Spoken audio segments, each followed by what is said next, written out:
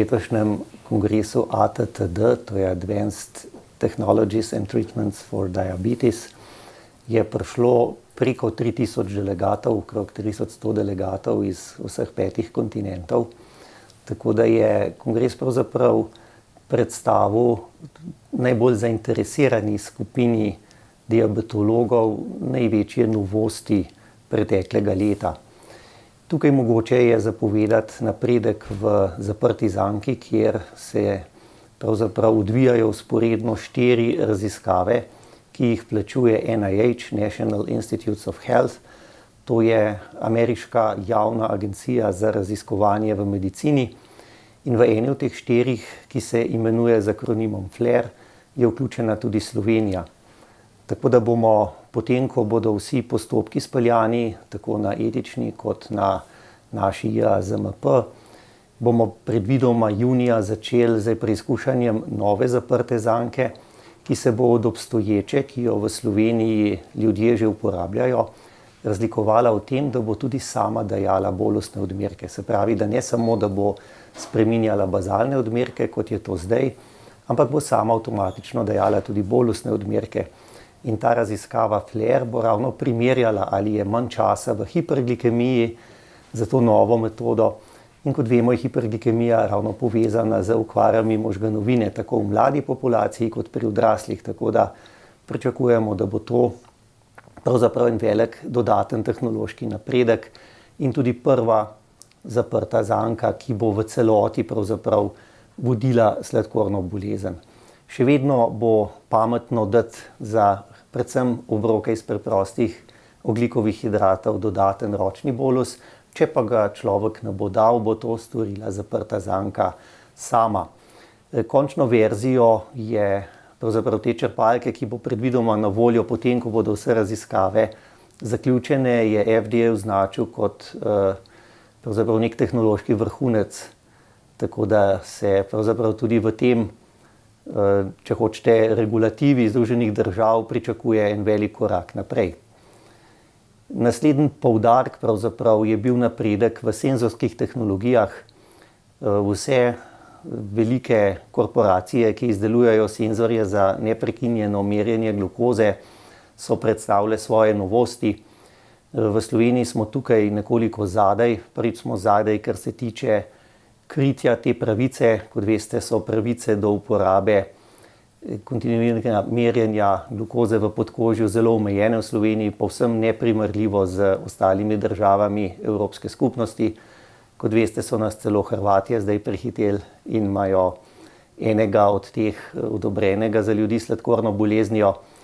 Tako da, kot rečeno, v svetu se zdaj uporablja recimo senzor, ki ga ni več potrebno kalibrirati, kar 2 sta taka.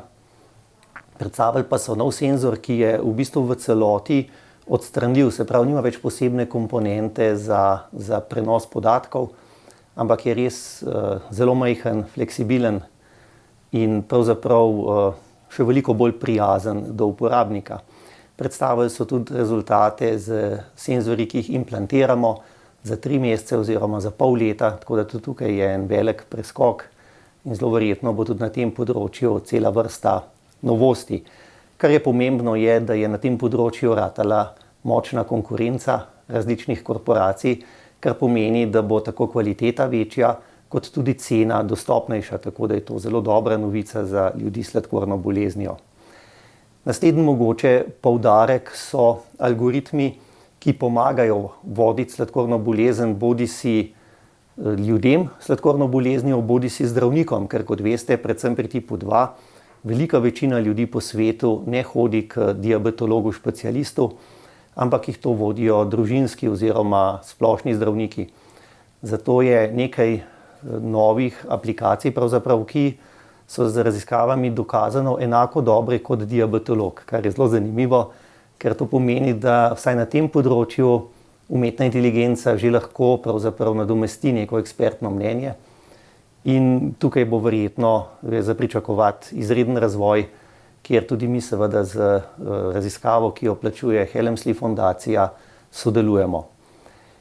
Naslednja mogoče zanimiva stvar je razvoj hitrejših inzulinov. Tukaj je veliko upanja, tudi nekaj razočaran zaradi tega, ker pravzaprav morda ne razumemo še dobro, kako oziroma kakšne prednosti obstoječi ultrahitri analogi imajo. Se pa razvijajo novi, ki naj bi po podatkih, ki smo jih videli, bili pravzaprav še hitrejši, kar je seveda ključnega pomena za samodejno uravnavanje za zaprto zanko. Hitrejši bo inzulin, lažje bo to uravnavanje in bolj natančno bo.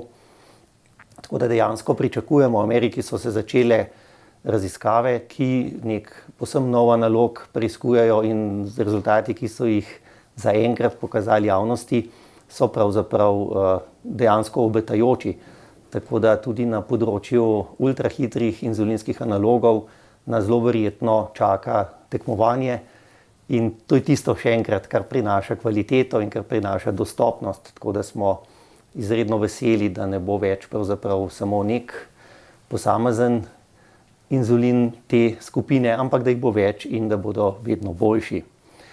Poleg tega seveda pa na področju tipa 2 sladkorne bolezni pa dejansko mogoče velike spremembe z zdravili, ki se v zadnjih letih uvajajo, med drugim tudi podatki o torej oralnem GLP-1 agonistu, ki kot veste v zadnjih razvojnih fazah.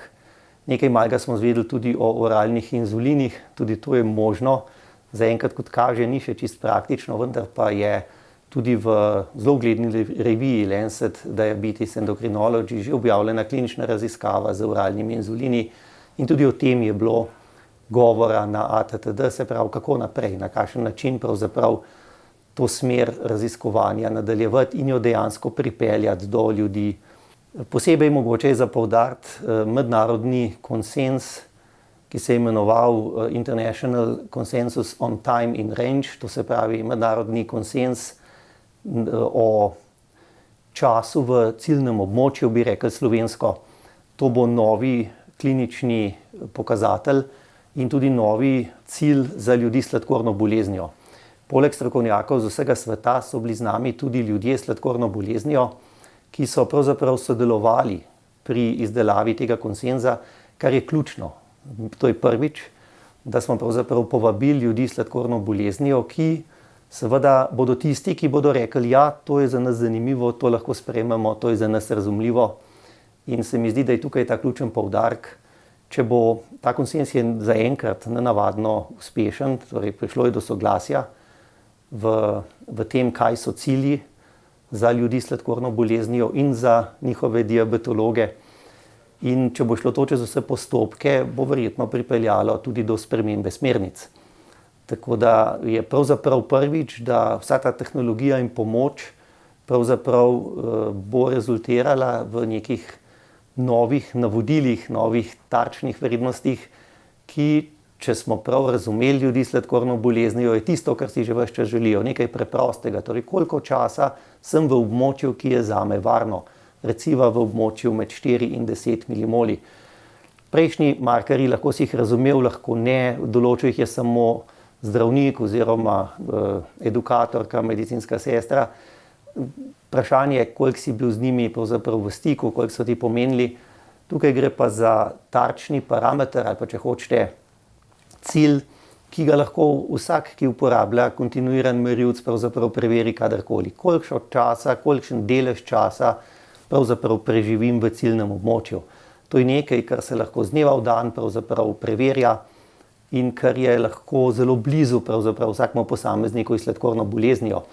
Tak je bil tudi nekakšen odziv ljudi s sladkorno boleznijo, ki so prisostvovali na tem srečanju strokovnjakov, ki je sprejemal ta konsens. Tako da se zdaj ta postopek nadaljuje. Za konec bi rad povedal, da je kongres ATTD letos torej imel več kot 12 milijonov pojavov na socialnih medijih. Imeli smo preko 1000 ljudi, ki so tvitali, tako da je bil zelo razširjen pravzaprav tudi do tistih, ki niso mogli prisostvovati. In jaz mislim, da je to ključno, da se pravzaprav informacije o novostih, informacije o prednostih širijo, predvsem čez oči ljudi s sladkorno boleznijo. To se pravi tisti, ki pravzaprav morajo s tem živeti in se to uporabljati in to sprejeti ali zavrniti, odvisno od kvalitete in bližine pravzaprav, ki jo neka tehnologija ali pa neko zdravilo lahko doseže za tistim, ki ga mora po sili razmer uporabljati. Tako da se nam je zdelo tudi to pravzaprav eden izmed poudarkov letošnjega ATTD v Berlinu.